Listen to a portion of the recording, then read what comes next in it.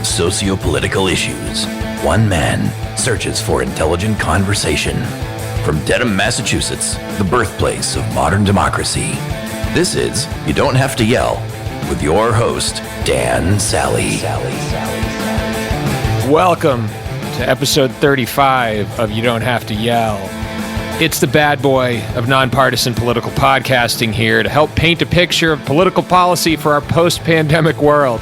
I did that in one take, everybody. I'm exceptionally proud of myself. Now, this is April, and typically we have a topic for the month. Now, my original intention for April was to cover taxes, because April 15th is tax day, and that was entirely blown to bits, both by the fact that most of us are so consumed with homeschooling our children and checking our temperature every time we sneeze, and by the fact that tax day has been moved to July. Ironically enough, the very month the United States declared its independence in a protest over taxes. Fancy that. Still, the first guest for this month helped bridge the gap quite well. Molly Michelmore, professor of history at Washington and Lee University and author of Tax and Spend, The Welfare State, Tax Politics, and the Limits of American Liberalism, knows a whole lot about the history of America's tax policy and helped me get my head around what the past might tell us about our chances of paying our $2 trillion stimulus bill with revenue. More important than that, we finally find out what Donald Duck does for a living. Listen on and learn more. One question I have for you is, given, you're saying so you're switching a lot of classes to Zoom. Do you see the education system as a whole kind of changing as a result of this? Or do you feel like we'll get back to whatever it was before? Yeah, I mean, that is one of the interesting questions, and it's something we've been talking about a lot here in both kind of formal and informal ways. Is this one of those paradigm shift moments where it does really kind of reveal weaknesses, but then also require a new way of thinking about things, a new way of talking about things? We've been coming at this, in terms of our expectations of students, the meaning of grades, the best way to, convey knowledge, to engage students, to incentivize them to perform. And I do think it's having its, I wouldn't want to say that there are any positive effects of this, but it is, I think, raising questions about the nature of instruction, the nature of university instruction, but also the nature of education writ large. Yeah, it's funny. My oldest just got back from school. He had his spring break was scheduled for this time anyway. But now they've shut down for the remainder of the year and they're switching to online. And I was talking about it with my wife today, how in some respects the online learning is great in the sense that, when you look at the cost of education on the whole, a lot of that's facilities. So a lot of that's room and board, to an extent, depending on where you teach. A lot of it's in how much the college itself or the university itself is investing in student centers and gyms and whatever else, and so in that respect, that might do something to address, I think, the cost that everybody's kind of worried about. But the second part of that is I think there's a value to having the students all in one place and all together and exchanging ideas and being able to kind of get opinions that they might otherwise just be insulated from. And I don't know. I mean, either way, the good news is I'm not the arbiter of what's going to happen with education as a result of this pandemic. So, I think it raises a lot of really interesting questions about accessibility, about, again, the kind of value of a university education. I do think that we need to be really careful about the kind of language that we're using in terms of this move to distance learning. This is not like learning to teach online in 2 weeks, because that's impossible, right? It's a skill. It's something that people work on to develop. There are different pedagogies. There are different techniques, just like teaching in a classroom is a skill. I don't know if you have any younger kids that you've had to figure out how to homeschool in the last week, but that has also been a challenge. And both my husband and I are, university professors, and we're just like, I have no idea how to do sort of 6-year-old instruction. I'm trying to figure out whether I need to write my kids' teachers a thank you note or an apology. I don't know which. Check. Or a check. Yeah, actually, better yet. Yeah, I'm rounding out. This month was all education, was what I was focused on the month of February, and I'm kind of rounding that out. And one of the last episode that just came out yesterday was there's a guy who researched kind of what outperforming schools or what makes a school, quote unquote good for Washington State. And so he looked at a whole wide variety of schools. And one of the big things he came away with is help train teachers to do their job better and let them do their job. Mm-hmm. Those were kind of go figure. Right. Because, he was saying, the thing he said, teaching is, he goes, I say teaching isn't like rocket science. It's actually a lot harder because with rocket science, you get, you have a standard set of variables, and with teaching, it's always different. And, and my thought was, I'm like, rocket scientists don't have a peanut gallery of parents and voters and other vested interests telling them how to do things. And 6, 7, 8, 9, 10, 11-year-olds, right, who are, again, their own special challenge.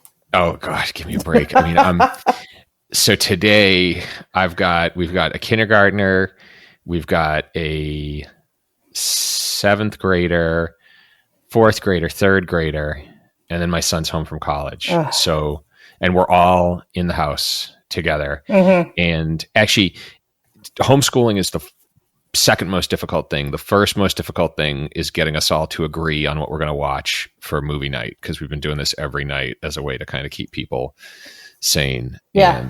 And it takes us like it takes us like a good 20 minutes to negotiate that. Yeah, we're mostly having trouble with keeping the fridge full. I've got 4 boys between the ages.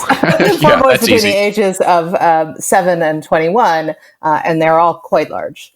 And so just enough, like keeping cereal and milk in stock, and obviously we're trying to limit the number of times we have to go out and go to the grocery store. But I didn't plan for this. I only have one fridge. I don't have an emergency refrigerator on the porch or anything like that. And so we're trying to figure that out.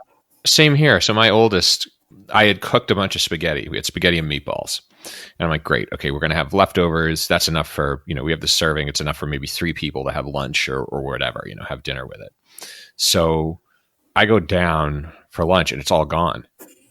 And I'm like, okay, who ate the spaghetti? And he goes, Johnny ate the spaghetti. And I'm like, that was like 3 servings.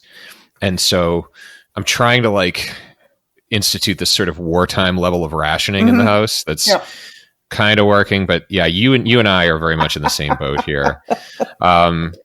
So let me throw the big, I'm just going to lob a big one at you to start this off. Cause like I said, I don't think we'd be being honest to the moment if we just kind of talked about tax history and funding the government without taking into account everything that's going on. So,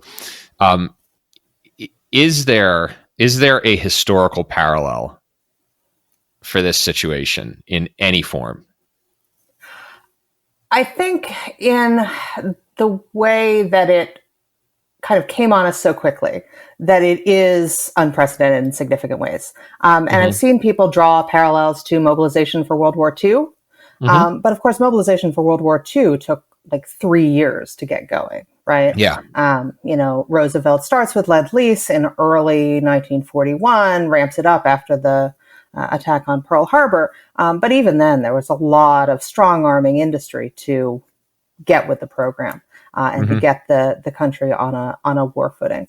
And so I think I'm hard pressed to think of a parallel situation to where we are now, and certainly not in my lifetime.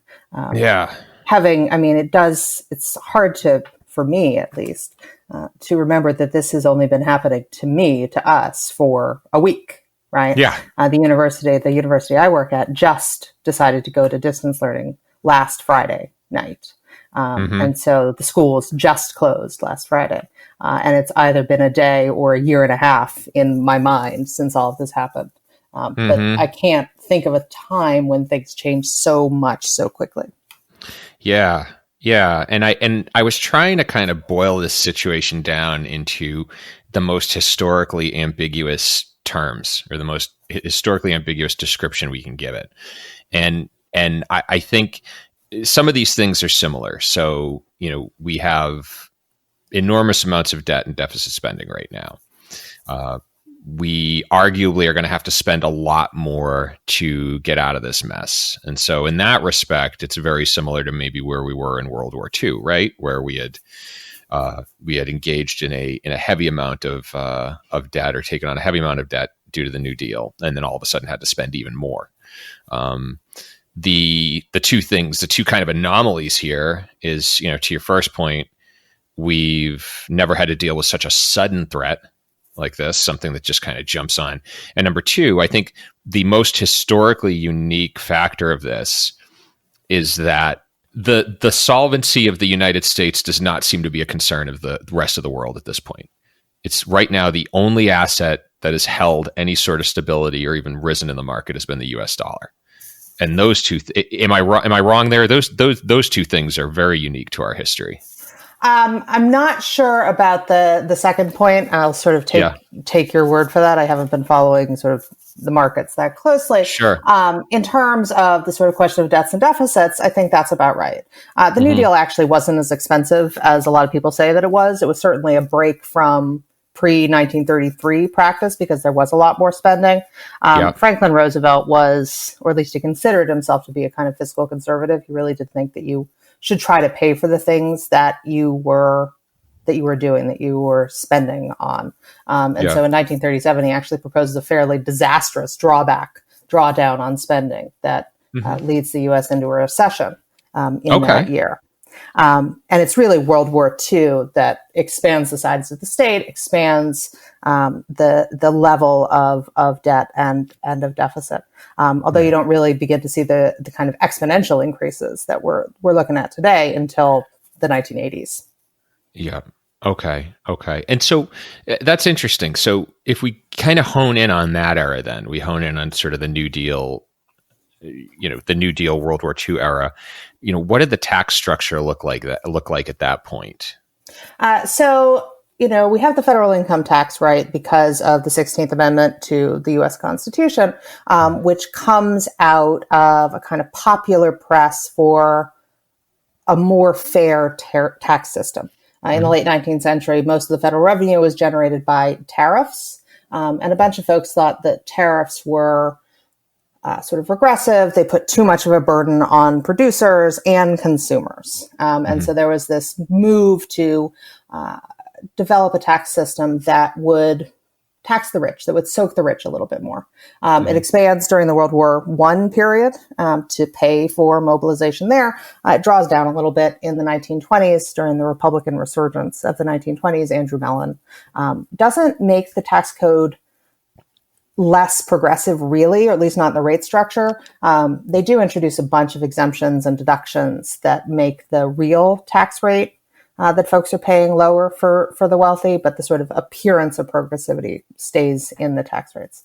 The 1930s are interesting because there's not a lot of income to tax, right? There is a very progressive rate structure. The wealth tax of 1935, right? Roosevelt proposes to go after what he calls the malefactors of great wealth. There's a really high top marginal rate, somewhere north of 90%. But as it turns out, that applied to exactly one person, right? John Rockefeller. Okay, got it. Right. So it's not, it's not bringing that much revenue in, and it's really more symbolic. The major change does happen during the Second World War, when Roosevelt, working with his Treasury Secretary and working with Congress, decides to transform the federal income tax from a class tax, that is to say one that's paid only by the very wealthy, to a mass tax, that is to say one that's paid by most people, working class folks, middle class folks, and the wealthy. It's progressive, but it gets everybody in there. And I don't have the exact numbers in my head, but, it increases from some 4 million taxpayers in 1939, federal income taxpayers, to about 45 million, I think, in 1945. So there is this extraordinary increase in the number of people paying income tax because of this Revenue Act of 1942.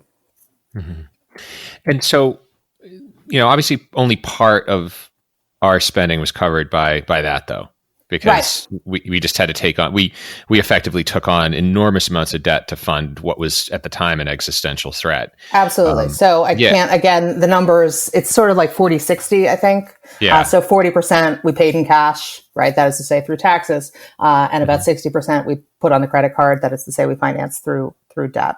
Yeah. It was also part of the kind of strategy of selling the war in some ways to the American people, both the Liberty bonds, right, that are floated to small investors so they could buy a piece of the war, but also the federal income tax system. There's this extraordinary public relations effort launched by the Treasury Department to convince regular Americans to pay their taxes to beat the Axis. So Irving Berlin wrote a song called "I Pay My Income Tax Today." Walt Disney released 2 short films featuring Donald Duck. In the first, he fills out his tax form for the first time, claiming Huey, Dewey, and Louie as his dependents, listing his, I always ask my student what they think Donald Duck does for a living. Oh, you're going to tell me this. Yes, he's, well, they always say he's a sailor because he wears that hat, but he's actually lists himself as an actor, which honestly, if you think about it, does make sense because we know him from the movies. So he lists his profession as an actor. He fills it out. In the second one, he's being pulled between the sort of, good Scrooge McDuck on the one hand, and a kind of someone who's tempting him to the dark side, who reveals himself to have a Hitler mustache in the middle of the film. And so there was this sort of extraordinary effort to really yoke individuals and individual tax effort to this larger, as you said, existential crisis. Yeah. And now, so did that work or no? Yeah, right. There's actually very little tax resistance during the war. And it's kind of extraordinary because we didn't have withholding in 1942 and 1943. So people had to really voluntarily cut a check or send cash into what was then send it into the Treasury Department. I'm sure that there was grumbling, but in general, it was a very smooth transition. And the fact that it worked is testified to by the fact that Dwight Eisenhower signed a bill making that wartime tax system more or less permanent in 1954. Right. Okay. So we have this war tax system that doesn't disappear when the war emergency disappears. Yeah. And so, obviously we get to the post-war period, and now there was a concerted effort to pay down that debt as well. And so was the tax code modified at all to address the issue of debt, or was it just kind of kept, was the wartime tax structure kept, and then they just allocated some of that to paying down the debt? The wartime tax structure was modified a little bit in 1948. I believe 1948, the new Republican Congress, the Republican Party got in control of Congress for 2 years between 1946 and 1948. They passed this tax cut in 1948 that slashes tax rates. Harry Truman actually vetoed it 3 times. And they had the votes to override because he thought it would, in fact, be fiscally irresponsible to cut taxes. He was what you might think of as a kind of high spending fiscal conservative, right? He wanted to fund all of these programs. He wanted to build a fair deal, but he also thought that you had to pay for them up front. So he thought it was fiscally irresponsible to cut these taxes, but he didn't have the votes to push that through. And a lot of what's sort of driving, I think, the debts and deficits coming down in the 1940s, 50s, and 60s is the kind of extraordinary growth of the American economy, right? So you can keep that rate structure the same or even lower it and actually bring more money into the Treasury to pay down those things. At what point then in history did taxation become kind of like a dirty word? Or at what point did that become sort of a political football that gets us to where we are today? Yeah, I mean, I think that's a really interesting question. And what I argue in my book is that we've never had like a moment where people are making the argument that taxes are good, right? They might be necessary. They might be a necessary evil. They might be something that we need now. But there's not really a sort of positive defense of taxes, except as a way maybe to get at the rich, right, in particular moments. So you have the populists in the late 19th century sort of arguing for a soak the rich tax. You've got, as I said, Roosevelt right in 35 talking about the malefactors of great wealth. So that's not there. What does happen is in the 1970s, the Republican Party, which had sort of been in the wilderness more or less since 1929, since the crash of 1929, figures out that cutting taxes is popular. And it's popular both with their sort of constituencies in the business world, right? But also with sort of white working class voters who are increasingly alienated from the Democratic Party because of the Democrats' embrace of civil rights and other sort of cultural things from the 1960s. And so they can bring together this sort of unwieldy coalition around this issue of tax cuts. So there's a guy named Jude Wanniski who writes an article in, I want to say, the Public Interest. He was a Wall Street Journal guy. He wrote a column for the editorial page a lot, but this is not in the Journal. I can't remember. I think it's the Public Interest. Anyways, he suggests that what the GOP needs to do is become what he calls the Santa Claus of tax cuts, right? So the Democratic Party kind of shores up its coalition by spending money. He says that the Republican Party needs to abandon kind of fiscal conservatism, needs to abandon being concerned about deficit because it's not particularly popular with voters, right? So if the Democrats are going to give them stuff, Republicans need to give them different kinds of stuff in the forms of tax cuts. And so that's sort of a beginning, or at least I see a beginning of this kind of abandonment of fiscal conservatism by the GOP in particular, and a brace of kind of tax cut conservatives, right? After 1980, the GOP never met a problem that couldn't be solved by a tax cut. Yeah, see, that's kind of like the way I've described it is, I grew up in Dukakis era Massachusetts. So we're kind of the land of the quote unquote tax and spend liberal. And I feel like, the only thing that I think makes that preferable to the current state of the Republican Party is the fact that at least the tax and spend liberal figured out a way to pay for it. Whereas the Republican side, it seems like debt at this point is not a concern and is not something that really either side is interested in addressing. And it doesn't sound like it ever was either historically. Well, you do see these examples in the 1950s and 1960s. So there's this tax cut in 1964 that's sponsored. It's introduced by Kennedy. It's passed by Johnson.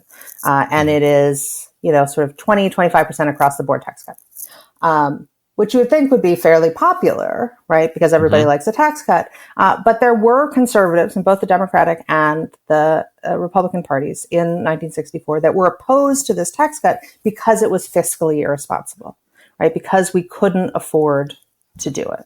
And so there is this really sort of major shift, I think, between that moment and then in the 1970s, when tax cuts become the sort of political tool of choice. And it's not necessarily a policy tool, although there are some true believers, right? But it's a moment where that policy tool and that politics seem to align.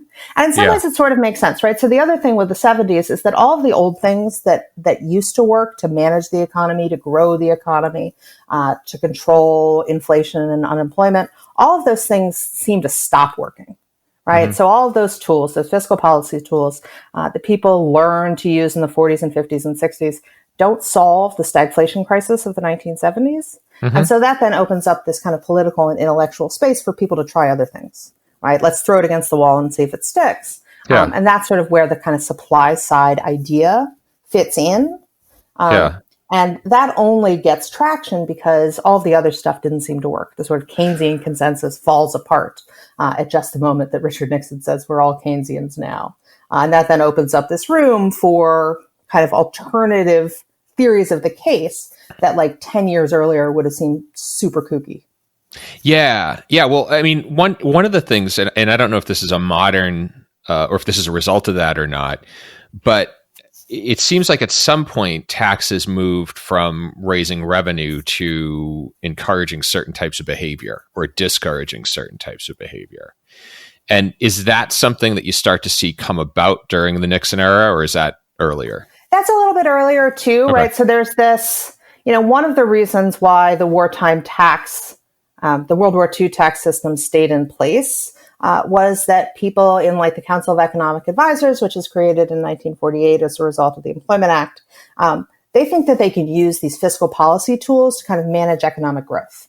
Right. Yeah. So it's not just kind of encouraging certain behaviors, although it certainly is for that. So the home mortgage, interest deduction, even, joint filing, was seen as a way to encourage marriage in some ways. Okay. So encouraging those kinds of behaviors, but also essentially managing macroeconomic growth. Managing things like price and cost inflation, managing things like unemployment, to use these as economic management tools, as well as ways of raising revenue to pay for stuff that people want. I hope you're enjoying this episode, and if you've been stuck indoors, this is helping you frame the situation we're in today, or at least it's giving you something to do now that you've burned through every episode of Tiger King. Now, one thing that's become clear to me as I've recorded the episodes for April addressing this pandemic is that, it might sound cliche, the world as we know it has fundamentally changed. And more than ever, America needs a clear vision of what the post-pandemic world looks like if we're going to prevent something like this from happening again and grow through it. And to be frank, I don't think either major party has the answer. And that's why, by speaking with historians, subject matter experts, and a slightly buzzed data monkey, I'm hoping we can figure out how America can pivot to adapt and be a strong force for good in the world. And to that end, I'm going to need your help. Now, right now, because you're probably not driving, go onto the device you're listening to this on and click share to share this podcast with your friends and network. And if there's anyone you feel would dig this, send it along to them directly. The more people in the conversation, the more we can be a voice for change. Now, second, the big Gino has gone and set me up with a YouTube channel, so swing by there and subscribe. The channel is You Don't Have to Yell. We're going to have every episode in there, as well as a few surprise pieces of content that we're going to start running in the next week or two. Now, lastly, swing by YDHTY.com for additional content, show notes, and write-ups to make you even smarter and more knowledgeable than you already are. And feel free to fill out the Contact Us form on the homepage and let me know what you're thinking.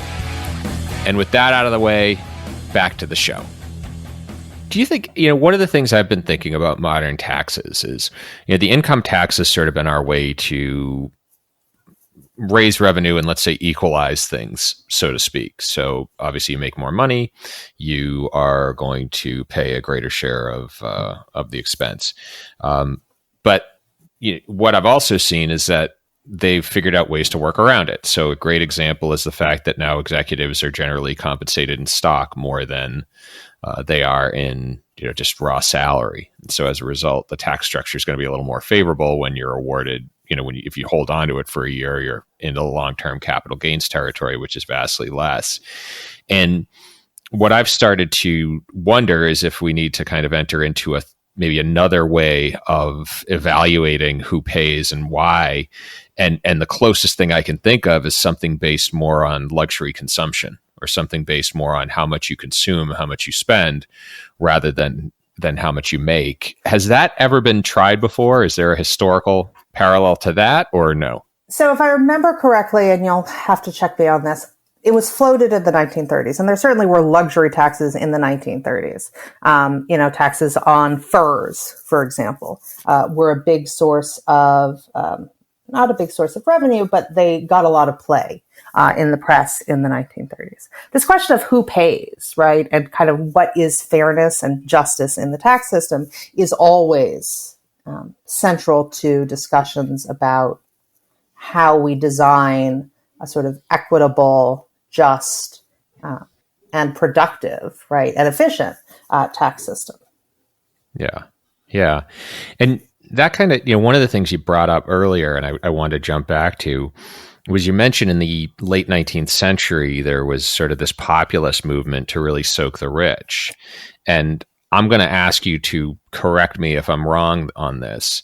But if we look at kind of the latter half of the 19th century in the US, it's actually very similar to, in my mind, very similar to now, which is, if you look, you have this huge technological disruption in the current case, it's sort of the information age, let's call it. Back then, it was the Industrial Revolution, and it seems to have done a lot to make labor cheaper. So if you were one of the groups of people who happened to be an industrialist, or in this case, like a Zuckerberg or a Gates or something like that, you were going to do exceptionally well. If you were anybody else at the bottom of that pyramid, you were going to have a tougher time. And it seems to me that when I look at the distortions in wealth today and the distortions in wealth back then, they both seem very similar and seem to be for very similar reasons. And so I guess like when you look at maybe the way people reacted to the populist sentiment in the late 19th century, is that similar to what we're seeing now? Yeah, I mean, I think that, you're not alone in seeing this as kind of a second Gilded Age, right? Yeah. In which the disparity between those at the top and those not even at the bottom, but those in the middle is sort of extraordinarily yawning. The other thing to bear in mind too, right, is that concentration of economic power often translated in the late 19th century, as it does, I think, today, into power in the political arena, right? So there is this marriage in some ways between the political interests of the economic elite and their economic interests. And that's very much the same. I think you're also really right that there are these kind of technological disruptions that do, in some ways, change the game. And it takes then political responses to that shifting playing field. So in response to essentially the rise of industrial capitalism in the late 19th century, we get progressive era reforms, which don't solve all problems, right? These are not leveling reforms, but they do things like regulate the railroads, create the Federal Trade Commission, create the Food and Drug Administration, outlaw child labor, and really exploitative labor practices. And so we haven't quite gotten that kind of political check to the transformations that have happened in the economy since, the late 1970s, 1980s. Does history tell us kind of where we get our taxes from is as important as how much we're taxing? What do you mean, where we get our taxes from? Like income or wealth or sales taxes? Exactly. Because obviously, like in the beginning, it was mainly, like you said, tariff driven. That shifted more to an income or a more progressive form of taxation. Is there something that tells us that the source, that a certain source or a certain, attacking a certain type of behavior is better than necessarily influencing the rate, increasing the rate or decreasing the rate in one way or the other?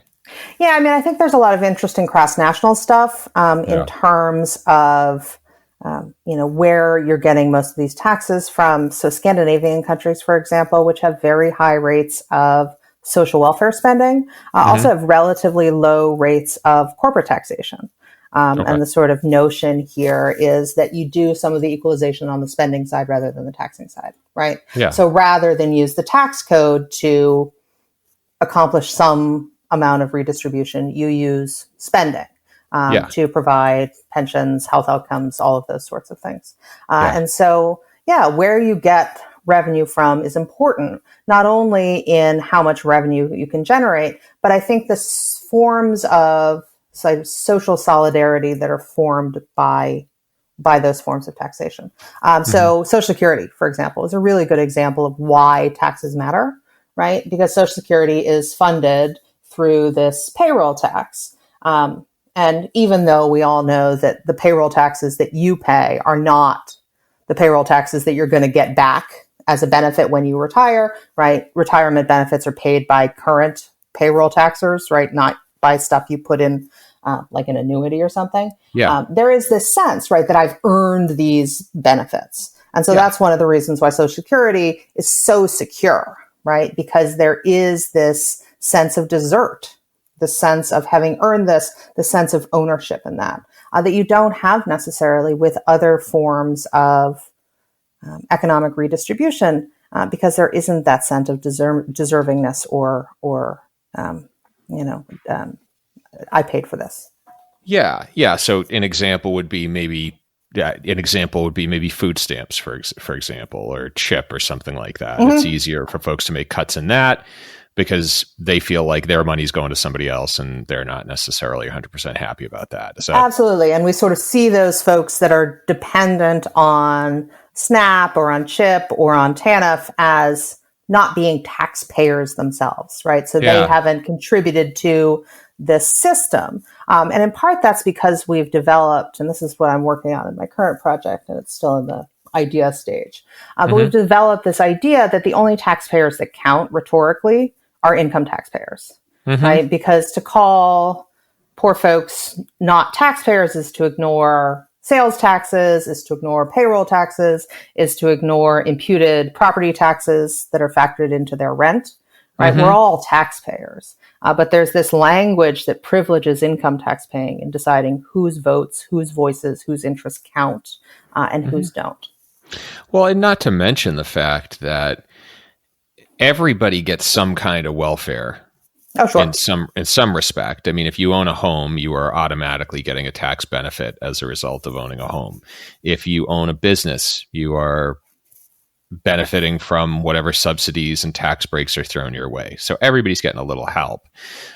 What I found, I used to do a lot of work with companies in Scandinavia, and it was interesting how non-burned they were about how much they were paying, because I can't remember what the rate is, but I was talking to two folks who own their own businesses in Sweden, and I'm going to potentially overquote, but there was something like, just so I don't go over, somewhere in the neighborhood of 60%, something like that was what they were paying.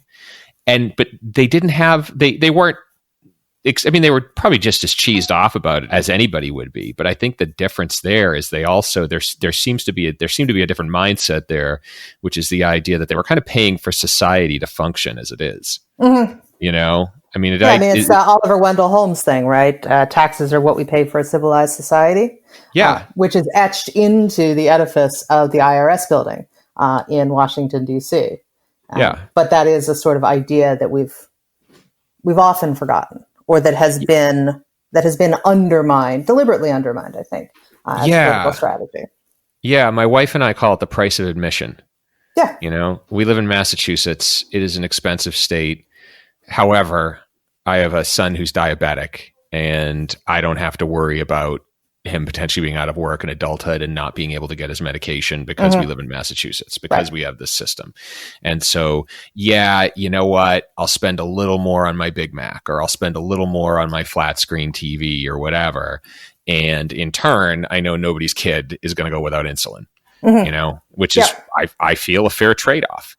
Do you feel like it was really the 1970s where this attack on sort of the social welfare aspect of government and the attack on, well, I should say that maybe the the sort of two-pronged attack on the social welfare element of government and taxation, is that really when we started to chip away at the base there, or did it happen before?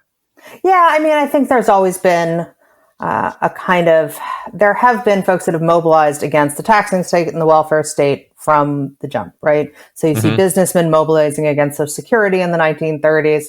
There's this group called the Committee for Constitutional Government that's trying to repeal the 16th Amendment throughout the 1940s and 1950s. But it isn't really until the 1970s. As a result, in part to, I think, the real sort of seismic racial politics of the 1960s, right? Civil Rights Act, Voting Rights Act, that this attack on the welfare state, right, in the name of taxpayers, right? So people who are attacking welfare, who are attacking food stamps, who are attacking public housing, right, in the 1960s and 1970s are doing so in the name of taxpayers. And that is a clearly kind of racially coded politics, right? Taxpayers are implicitly in this sort of political discourse white, and tax eaters or sort of tax dependents are implicitly non-white. And so it's a way of talking about racial politics without using those same kind of words, which at least on the national level in the 1970s and 1980s was no longer possible. I tell people this, and nobody believes me, except for historians, that so much of the state of America today is slavery. So much is a legacy of slavery. And every conversation I have always seems to lead back to that, whether you're talking about the role of religion in politics, whether you're talking about the role of taxation in politics, whether you're talking about, our legal system. It goes back from what we would call blatantly racist policies, such as segregation, to slightly coded ones, that we maybe saw with Nixon and with the Southern strategy. And then now we're kind of back to like full-blown, full-throated, like, I'm just going to come out and say it mode, it seems, as evidenced by the the use of the term Chinese virus, which has been great. Yeah, always fun. This is fascinating. So a lot of this taxation, or a lot of the state we're in today, then seems to be the result of like this, let's just call it like racial resentment, for lack of a better word, or this feeling. How do I put this? It comes from this feeling like there is a normal, hardworking segment of society that just so happens to be white. Mm-hmm.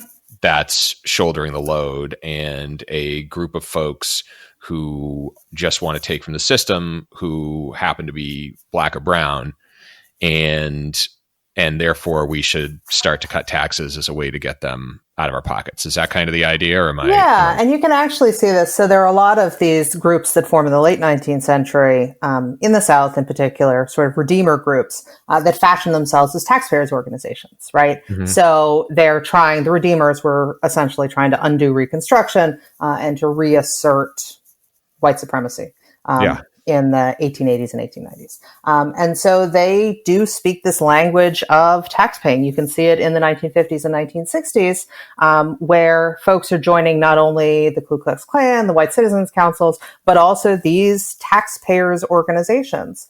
I did some research on this for this project that I'm working on now, looking at letters written to Justice Hugo Black, who was an Alabamian. He had been a member of the KKK, but as an associate justice of the Supreme Court, he, comes down on the side of civil rights. And so there are all these very angry letters to him. And in the 1950s, they're explicitly racial, right? Yeah. So there are a lot of epithets. There's a lot of the N-word. There's a lot of just being very upfront about what it is that you're upset about. By the 1970s, there's a discussion or there's a switch in tone, and you still see some super racist stuff coming through. But it's really like things like, we paid to be in this neighborhood. These are usually around issues like busing. We paid to be in this neighborhood. We're paying high taxes. We don't have any problem with Black people moving to this neighborhood if they can pay to do it, right? So we're not racist. We're just taxpayers. But the consequence is the same, and the impulse is the same, right? To sort of cordon off these white spaces and to appeal to that kind of sort of racial solidarity. And so, I think it's impossible, whenever my students ask me the answer to something and I don't know, I'm like, I'm not sure, but I'm guessing it's either race or taxes, or probably both. Yeah. So that's, I think it's impossible to understand American history without, thinking about 1619, right? Without thinking about slavery, without thinking about Reconstruction and its failure, Jim Crow, and the ways in which that really does continue to profoundly shape politics, society, culture, in ways that we're maybe not even aware of most of the time.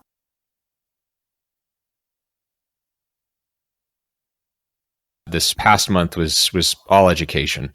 And, one of the big kind of weaknesses, and it's something that's, I think, pretty well known right now, is that so much funding for schools, for example, is local. Was that tax structure designed with the idea of keeping dollars in the community, or more importantly, maybe keeping white dollars in white communities, as opposed to funding maybe the greater good for folks who might not be like you? Yeah, traditionally, right, public school or education funding has been raised through local property taxes. That traces back to the 19th century when we first get these public schools. And I suspect that that was probably a response to sort of reinforcing community. And you don't actually get public schools in the South where the vast majority of African Americans lived until much later, right? So public schooling begins in the North well before it begins in the South.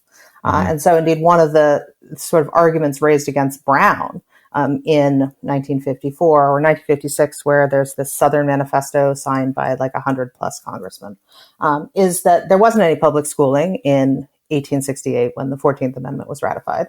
And so it's nonsense to read a sort of anything about schooling into the Constitution because it simply wasn't on anybody's mind.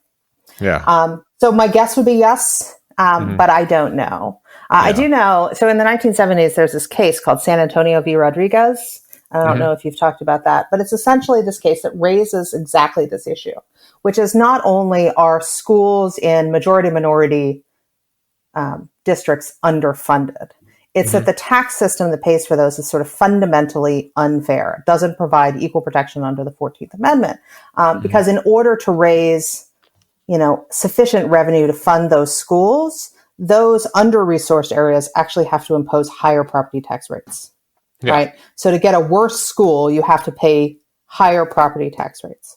And of course, because of the way that racism works and property markets work, those homes in majority minority districts are undervalued relative to those in majority white districts. So you have sort of housing stock that is racially undervalued. And then you have those folks paying higher property tax rates to fund insufficient schools. And so, that was the kind of case raised in San Antonio. And the court says basically no, right? It locks into place this local financing system and says that there is no real 14th Amendment equal protection problem with these systems. Got it. Has there ever been a locally funded system that has turned national in terms of funding sources or no? I don't think so. You mean in U.S. history or sort of across? Yeah, in U.S. history. I'm trying to see because one of the big problems that I saw coming out of the Education Month was just the way we fund schools. And I don't know if there's an example like the highway system or something like that, where what was once a locally derived or locally funded, locally sourced initiative is now all of a sudden paid for with federal dollars. Is there an example of that? Not that I can think of. I mean, I know there have been experiments at the state level to try and equalize things among richer and poorer communities. So I feel like Vermont experimented with something like this. Where they essentially redistribute tax dollars from wealthier localities to less sort of fiscally wealthy localities. But in terms of shifting what was a local responsibility, I mean, things like welfare, right, used to be the provenance of local or state authorities. And then in 1935, Social Security Act creates AFDC or Aid to Dependent Children. And so that would be something that does kind of level up to the federal government. I'm not sure it's a great model because it hasn't been super successful or super popular. But it is something that the federal government took over. I guess if we get back to, kind of how we started, which is we've got this enormous challenge. It's going to cost a lot of money.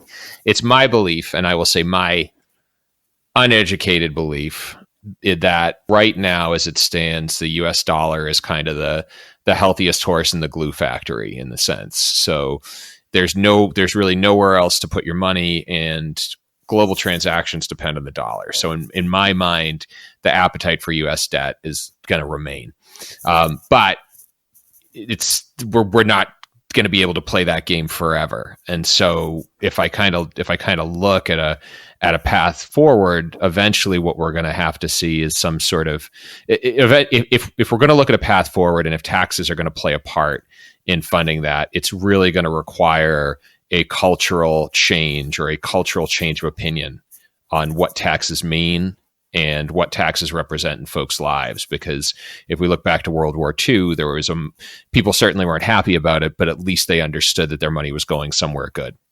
Yeah, I think that's right. I mean, I think too, I've been looking at a lot of these recovery packages that have been floated. And I think at this moment, anything that relies on a tax cut as a method of economic stimulus or economic stabilization just doesn't make that much sense, right? Yeah. So giving people a payroll tax cut, giving them some sort of a rebate based on last year's income doesn't make that much sense.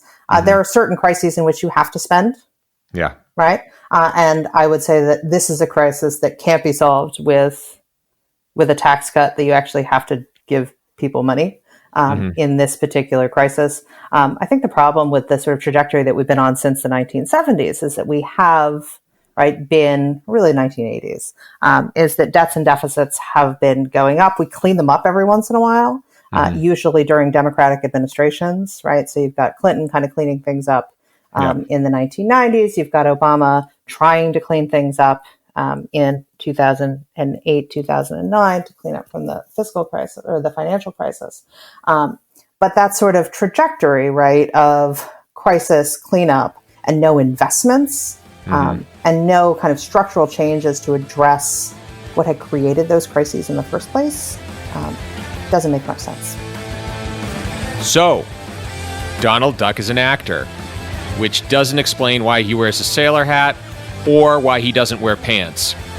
Now, the interesting thing about our discussion, other than that, was how American tax policy is as much an issue of effective marketing than it is anything else. And people willingly paid income taxes to fund World War II and willingly developed a knee-jerk reaction to income tax increases after income taxpayers were framed as the only people who contributed to the system, forgetting about things like sales tax, gas tax, payroll tax, excise tax, not to mention all those government services you end up paying for in the form of fees. Now, whatever it is, we're spending more than we take in and borrowing more than we can pay off, so maybe taxes need a new mascot.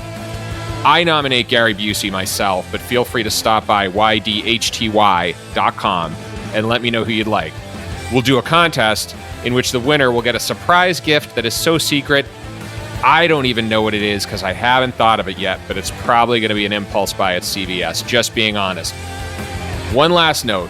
Molly, like myself, is trying to homeschool 4 children, but hers are all boys, so let's say a short prayer for her refrigerator and anything else that might be remotely breakable. Now, this week we found a historical parallel in World War II, and next week we're going to discuss a historical parallel that contains an actual plague. Louisa Woodville from George Mason University joins me to discuss the Black Death, how it impacted the economy and culture of Europe, and there's actually a lot of bright spots in there if you can overlook the part where a third of the population dies. Now, as always, swing by ydhty.com for a full write-up of today's episode. Theme music, courtesy of Norway's finest Kvelertak. YDHTY is produced in North Carolina by the big Gino Jason Putney. Until the next, this is Dan Sally, signing off.